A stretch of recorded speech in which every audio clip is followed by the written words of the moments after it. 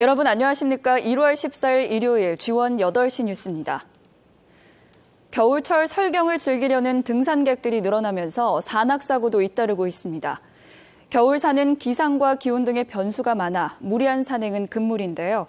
안전한 등반을 위해서는 어떤 점을 주의해야 하는지 김기태 기자가 취재했습니다. 겨울산엔 봄, 여름, 가을산에는 없는 특별한 매력이 있습니다.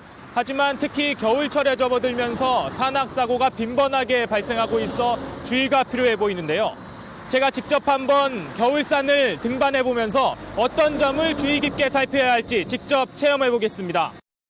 등산로 초입새는 봄, 가을철 산길과 별반 다르지 않습니다. 하지만 얼마 지나지 않아 등산로는 눈과 얼음으로 뒤덮여 있습니다. 최근 눈과 비가 내리지 않았지만 그늘이 많고 기온이 낮은 겨울산의 특성상 길게는 한 달 전에 내린 눈과 비가 얼은 채 남아있기 때문입니다. 허가된 등산로에 이렇게 출입 통제된 곳으로 입산하는 것은 당연히 위험하기 때문에 삼가야 합니다. 하지만 일반 등산로라서도 안심할 수 없는 것은 이렇게 겉으로 보기엔 일반 등산로처럼 보이지만 손으로 낙엽을 치워내면 이렇게 꽝꽝 얼어있는 얼음들이 등산객들을 위협하고 있기 때문입니다. 곳곳에 빙판길이 숨어 있고 눈과 비 등 수시로 기상이 변하는 겨울산의 특성상 기본적인 장비는 꼭 챙겨야 합니다.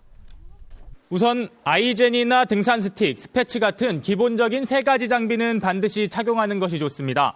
아이젠 같은 경우는 눈이나 빙판길 위에서 미끄러움을 방지해주는 효과가 있고 등산 스틱 같은 경우는 배낭이나 체중을 분산시켜 부상을 방지하는 효과가 있습니다. 마지막 스패치 같은 경우는 눈이나 비가 이 신발 안으로 들어가 동상에 걸리는 것을 막아주는 효과가 있어 반드시 착용하길 권장드립니다.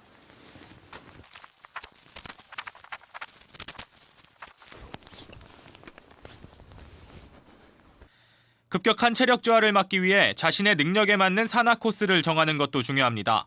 특히 고혈압 같은 지병이 있는 환자는 강추위 속 산행은 피하는 게 좋습니다.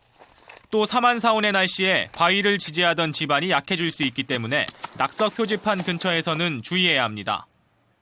혼자 산에 오르다 부상을 당했을 때 너무 당황스럽고 현재 위치가 어딘지 모르기 때문에 산에 고립되는 경우가 많습니다. 하지만 이때 당황하지 않고 스마트폰에 설치된 119 강원 소방 앱을 사용하면 본인의 위치는 물론 고도까지 상황실로 직접 전송이 되기 때문에 보다 신속하고 안전하게 구조를 받을 수 있습니다. 빙판이나 눈길, 혹은 폭설이 내렸을 때는 되도록 삼가하시는 게 좋고요. 자신의 능력에 맞는 등반과 안전장구를 꼭 착용하셔서 비상 상황에 대비하셨으면 좋겠습니다.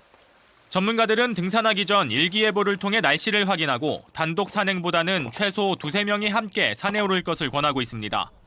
또 겨울철 일몰 시간을 고려해 평소보다 서둘러 하산할 것을 당부했습니다. G1 뉴스 김기태입니다.